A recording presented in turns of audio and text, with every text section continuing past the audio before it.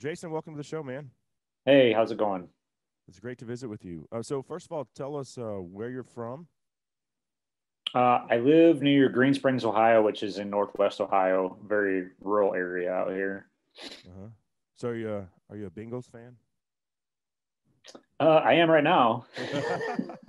I don't know. I can't. It's like I think I was like 7 the last time they were in the Super Bowl, 1988. Boomer Esiason, huh? Right, yeah, not much hope for the Browns, but it's cool that the Bengals are in there, being they're from Ohio. So Yeah, yeah. Okay. So, are you a lifelong outdoorsman? yeah, I've been hunting and fishing ever since my dad started taking me, squirrel hunting, rabbit hunting, way back when I was just barely old enough to walk around. Yeah, with a BB gun.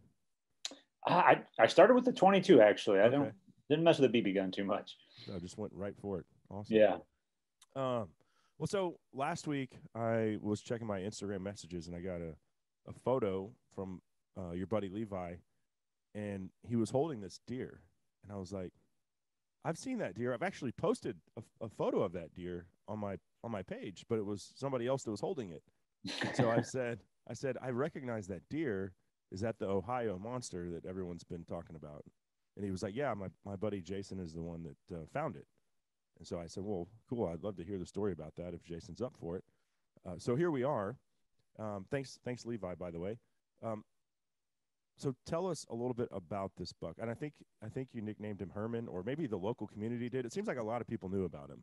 Yeah, so the name came from the farmer that owned the property where this deer resided. He's the one that named it Herman. I don't really know how that came about, but just one day he was like, "Hey, I saw Herman today," and I'm like, "Who's Herman?" And he's like, "The deer." I'm like, "Oh, okay. Well, we'll roll with that. That'll work." Uh huh.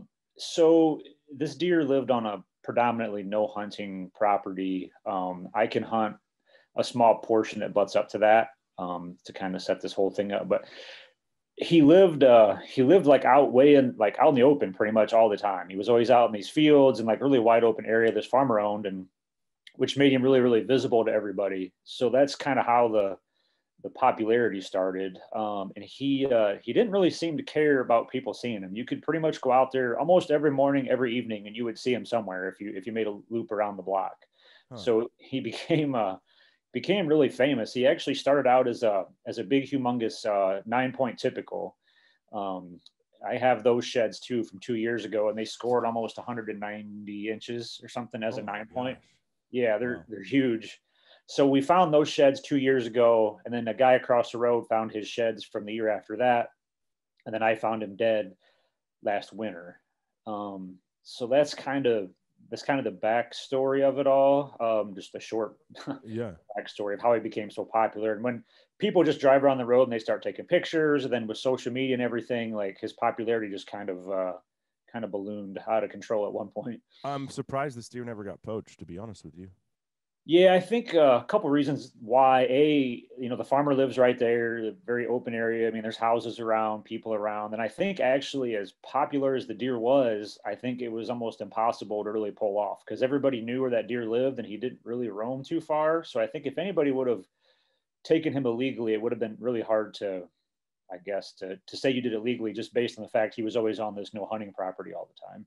Uh-huh. Well, someone did find his sheds across the road though, so he at least Yeah, ventured off he did a move bit. around quite a bit. It was interesting after he was found dead. A lot of people sent me trail cam pictures of him from different places that were close. So he did go across roads and things of that nature, but predominantly he stayed in a fairly small area. So Ohio, I mean, I know you guys have obviously an archery season. Is Ohio one of the states that now like allows the 350 Legend, the straight walled Yeah, cartridges? yep. We can Okay. straight wall cartridge have. That's almost probably been 4 or 5 years now. They've had that. Yeah. Yeah, yeah. And so, do you know if anyone that was actively hunting him ever saw him on the hoof? Well, yeah. I had. Let's see. I saw him twice while actually hunting. I had several trail cam pictures of him, daylight, nighttime. I had him at about 85 yards the second day of gun season, not last year, but the year before.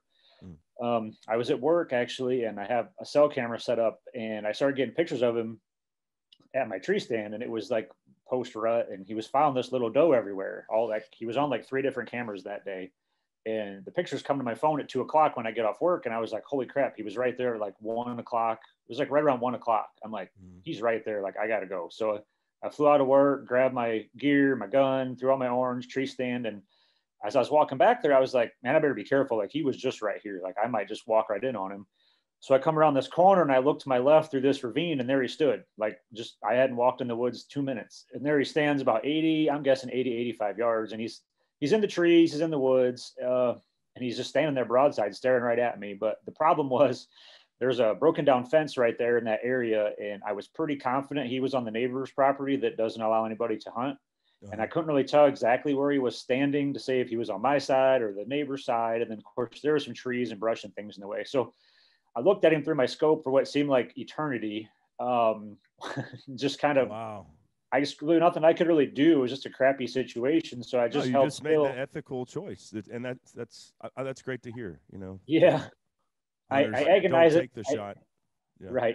I agonize over it to this day because I'm like, man, what side of the fence was he standing on? I still don't really know 100% for sure. But to see him standing there at 80, 85 yards with a gun in your hand and you couldn't shoot was it was terrible. Yeah, and so you saw him one other time as well. Yeah, I saw him during bow season one time when I was hunting, and then obviously I saw him, a bunch of times just driving around the block, mornings, evenings, whatever. He was being hunted by probably there was about 3 or 4 of us that had legitimate, chance of killing him, but nobody ever took a shot at him as far as I know. Yeah. Okay. And how big is the property that he lived on?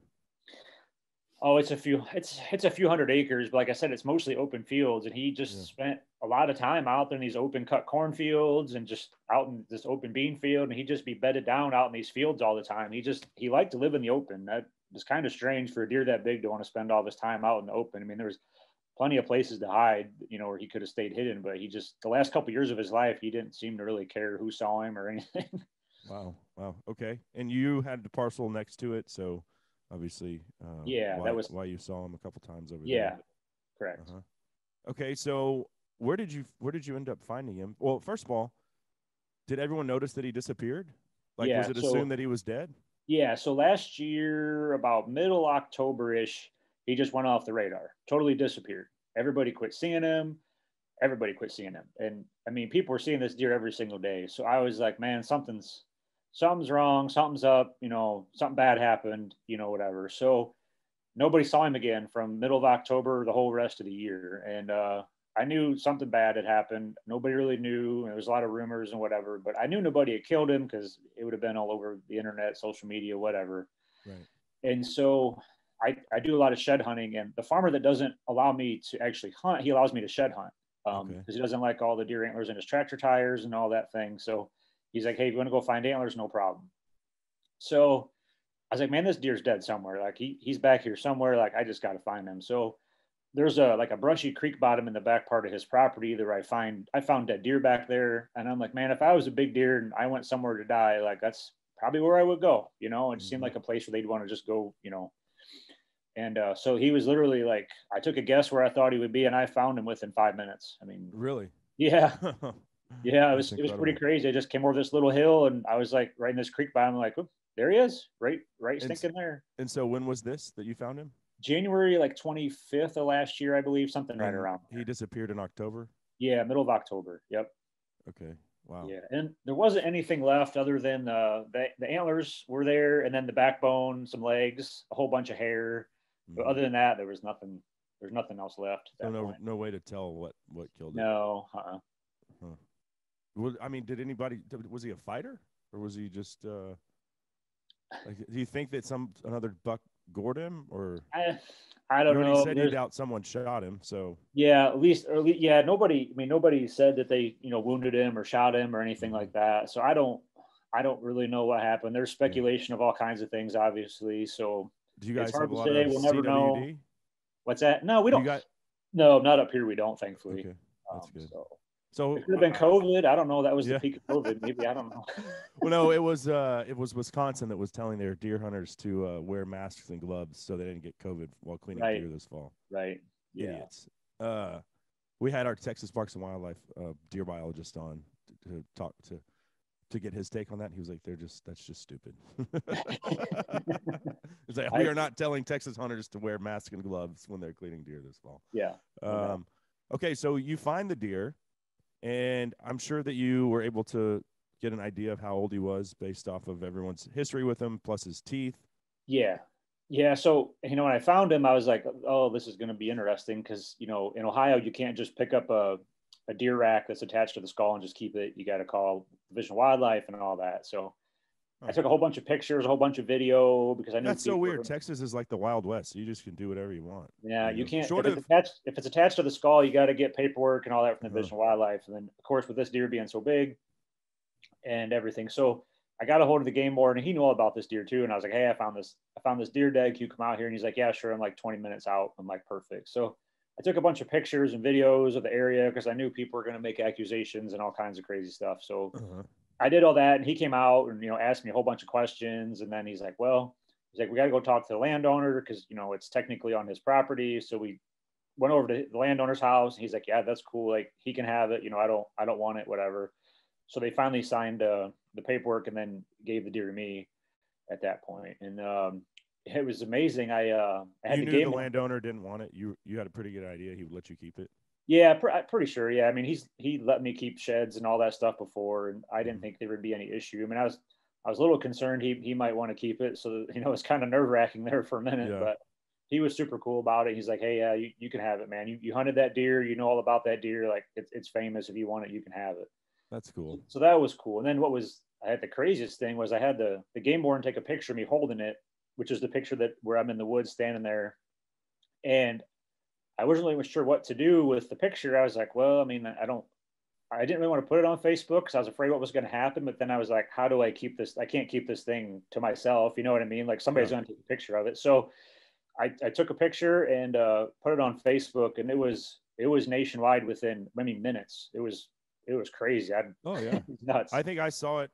Somebody probably messaged it to me, or I saw it on Facebook or something, but didn't have any idea about the backstory. All I knew that was from Ohio, allegedly. Mm-hmm. So yeah, every major outdoor everything, and my phone blew up for an entire day. Podcasts and radio interviews and TV and magazines, and it was crazy for about 2 weeks. Yeah. And so the deer is I'm looking at his rack in the background there. Mm-hmm. How wide is that thing? I'm trying to remember. I could go grab. I should have grabbed this. I mean, that's one thing that stood out when I saw the picture. I was like, yeah, that thing is wide. He carries his mass all the way out, and then he's got, like, I don't know, 4 drop tines or something. Yeah. So I think the coolest thing about this deer is, like, it literally has everything. Like, the mass is humongous. He's got drop tines. There's kickers. There's flyers. His brow tines are ginormous. His main frame is huge. He's one of, like, the biggest mainframe deer out there. If you take all the junk off. But yeah. And so what did he score?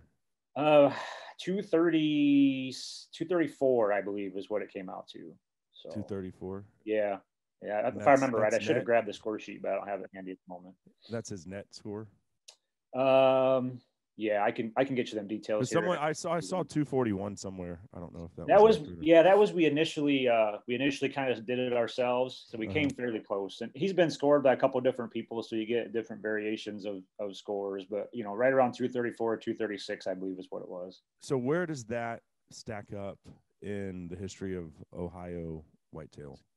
I had it sent in. He's in the top 20. I know for sure, if I remember right from what they told me. Okay. So, wow. And that's God, that's just an awesome deer. And so you had 4 years of history with this deer, or knew about him for 4 years? At least, because I mean, when I first noticed him, he was a big typical. At that point, he was probably 4-ish to be as big as he was. I would say he was 4. So yeah, they aged him at I believe it was 7 years. I had the teeth sent into a lab in Kansas, I believe, and they do the cementum aging and all that. And we thought he was going to actually be older than that, but he wasn't as old as we thought. He just blew up so fast. Was it really cold in October? I mean, it was normal. It was nothing abnormal, that necessarily would have killed him that I can think of. So it's hard to say. It's a mystery. Yeah, it's pretty warm here in October, so there wasn't any crazy weather patterns or anything like that. Or yeah, Yeah. I should have looked So, for him sooner, but I was busy hunting, and we really weren't sure if he was dead and all that kind of thing. So I just, I didn't start looking for him in that regard. uh-huh. Right. Well, man, what an incredible deer, and good on you for finding him, and really just using your knowledge as a deer hunter. Where would a big buck go to die? Right. Always close to water, Yeah. thick cover, and just to walk up on him in 5 minutes was Hmm. that's pretty cool. And also cool that the landowner who's not he's it sounds like he likes the deer, like being around.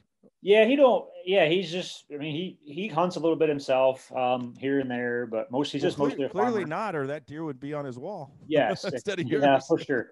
If he wanted to kill that deer, he could have killed it a hundred different times. I mean, as much as it Yeah, was out in the open and on his property, it's just deer hunting's it's not a real big thing to him. So, and yeah, he's just always has never allowed anybody to hunt. He's not anti-hunting. He just one of them landowners that prefers people not be hunting on his property. But sure, thankfully, he's always been really cool with me. If I shoot a deer and it runs on his place, or my boy shoots a deer and it runs on his place, I just call him. He's like, "Yeah, go get your deer, no problem." So we've always had a good relationship like that, and I'll forever be indebted for him letting me keep this thing. yeah. It's so cool, so cool. Well, man, I certainly appreciate your time. I love a good big buck story, and this one certainly fits the bill. So, thanks for jumping on and sharing the story of Herman, the just absolute monster Ohio I, whitetail. Yeah. So thanks again, man. And yeah, no problem. Thank you for having me yeah, on. hope I don't know if you hunt turkeys in the spring or if you're I more into do, fishing or whatever, but I hope do. you have a great spring as well. Yeah, I try to go to South Dakota every year and shoot birds out there. It's a great time. So So are those Rios in South Dakota? I mean, I go out there to chase the Miriams around. We have Easterns in Ohio, so I go out there to shoot Miriams. Yeah.